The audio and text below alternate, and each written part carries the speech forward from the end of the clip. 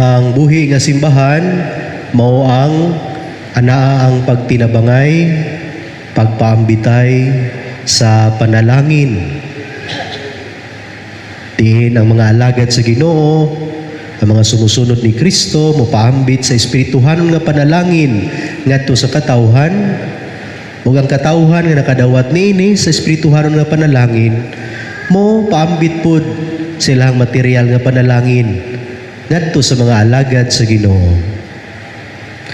Sa atong unang pagbasa, nagisgot kini ni Propeta Eliseo dito sa Sunam. Unya, adunay babayi nga medyo adunahan nga nakabantay nining propeta nga dito nagalagad sa Sunam. Uya kining giimbitar sa pagkaon. Nya makasense gyud ning babayi nga anaa gyud kaniya ang presensya sa Ginoo. Nga mooy panalangin sa ilang panimalay.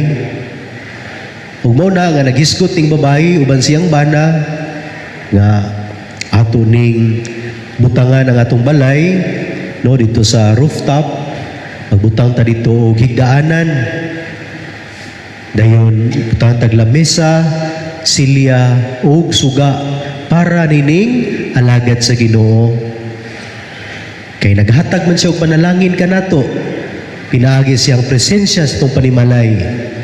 In return, kita usab mo paambit sa itong material na panalangin ngadto sa alagad sa Ginoo. Umuna nga, gi-accommodate kayod ni maong magtiayon si Propeta Eliseo.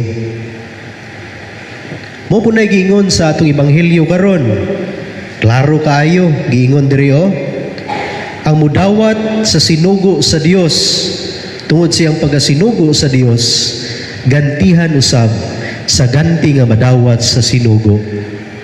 Una nga si Propeta Eliseo niingon siya sa magtiayon o sa iyahang servant nga si Gahasi, kung sa may atong himuon, isip pagpasalamat tining kaayo nining magtiayon. Ingon si Gahasi nga wala ra ba na sila'y anak? O, mo niingon ang propeta nga si Eliseo, no, gingna niya ang babae nga sumad karon, no, magkugos na ka og bata nga lalaki. Munay ganti sa imong hospitality and kindness iyong gipakita kanamo.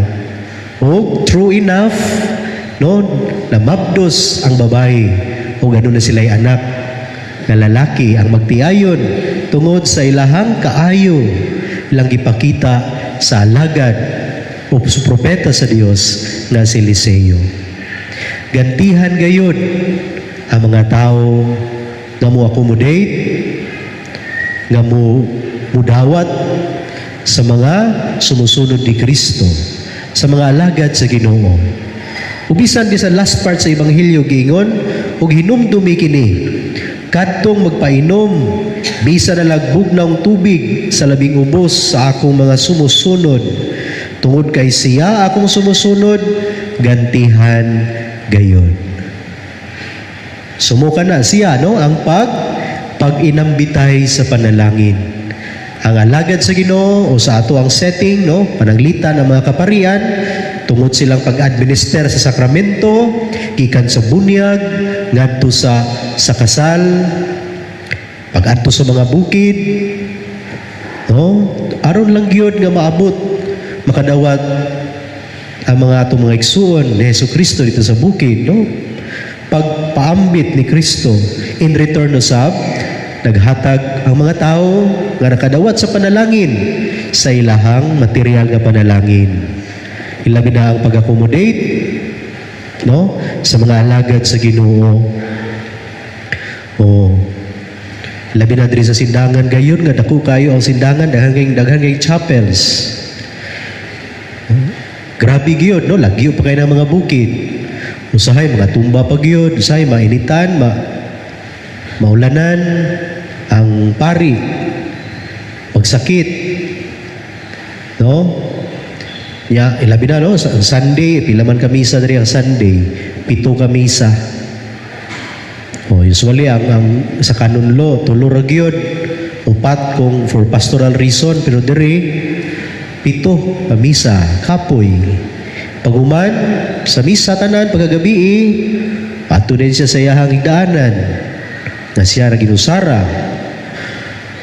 O wala gali mo pahid sa iyahang kuan para muhaplas sa mga sakit. O una nga panggaon gayud ang alagad sa Ginoo. No? Panggaon gayud, suportahan gayud. Dito sa Matog Dipolog, doon na may pamilya dito nga nasud na ko sa tennis. Siya pa derog manay ka sa Dipolog, no? Ganay ko sa kwarto imuhan ni. I mean, pwede na ka diri, no? Tay balo lang. Naa sila og wala. Dara jugoy kapuyan. O dili ra usa ka tawo.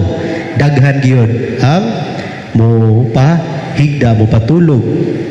Ilabi na sa mga alagad sa Ginoo. No, kay siguro panalangin sa pamilya, no? Panalangin sa pamilya. So in return, ang mga tao nga mo accommodate, mo alagad sa Ginoo, klaro kay sa ebanghelyo, gantihan gayon. So in this context, ako mag-aghat no sa ngalan sa atong Kura Paruko nga atong suportahan ang among bag-o nga puloy-anan.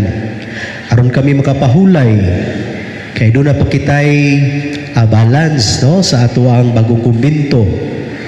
O ang inyong suporta pinaagi diha sa pagpalit sa faith and service lots na 100 pesos sa mga tao nga gipanalanginan sa Ginoo. Ug wala pod ug apiki, dili ra ta mo complain.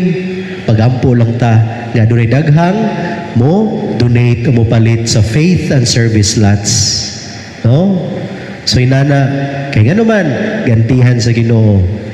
Ang mo, tabang mo accommodate, mo suporta sa mga nalagad sa Ginoo. Kaya nga bagong kumbinto, dili man na mo inyo man na. Manigamit lang mi, no? After several years, transfer na po mi, na po'y laing pari. Nindot siya, nindot ang katulog, para nindot mo na ang serbisyo, no? Dili sa puton si Father. Sa puton gyud basta kay daghan kayong mga insert na schedule, no? So ang pa-schedule, ilabi na sa anointing of the sick dito gyud sa parish office. Eh kami sa kanang anointing, ngadto magyud mi na dito sa balay. Ya wala man bayad. Di pala sa doktor nga siya mo atuon sa iyang klinik, ubayad pa jud ka. Pero kanang kami mo adto sa puton kay wala pud kabalog ahadapit ning balaya. Ya sakiton dito no nanimaho pa gyud. Una nga usahay tungod sa kakapoy, mulakaw, no? Mulakaw ang pari. Gitawag nato nag self-care. Kay ma-burnout, maundang na kadugayan.